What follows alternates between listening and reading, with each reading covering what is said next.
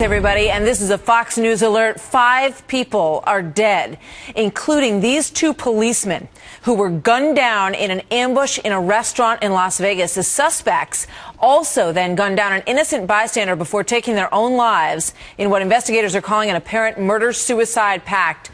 Big story this morning as we say good morning to you, everybody at home. I'm Martha McCallum here in America's Newsroom. And good morning, Martha. I'm Eric Shawn in for Bill Hemmer this morning.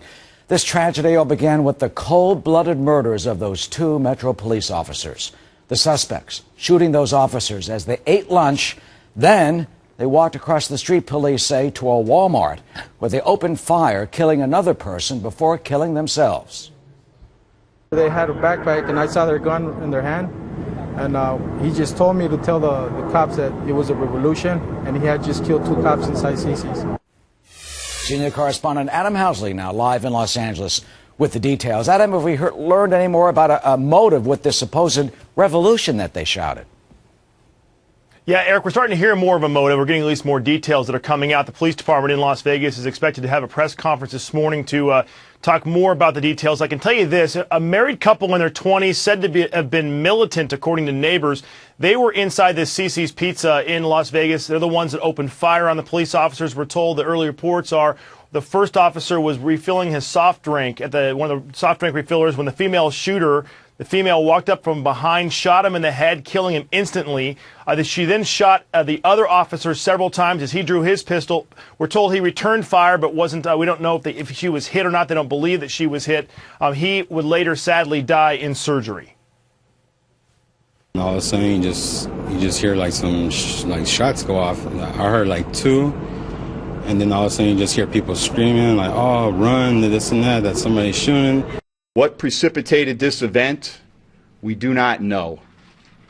My officers were simply having lunch when the shooting started.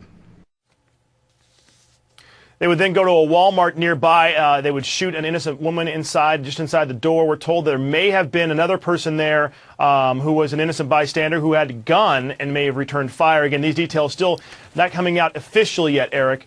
Inside that store, they yelled everybody to get out. We're told the female shooter shot the man, her husband, and then shot herself, killing them both inside that store, Eric. Just so tragic. And Adam, Officer Beck was a 13-year veteran, we understand. What else can you tell us about the victims?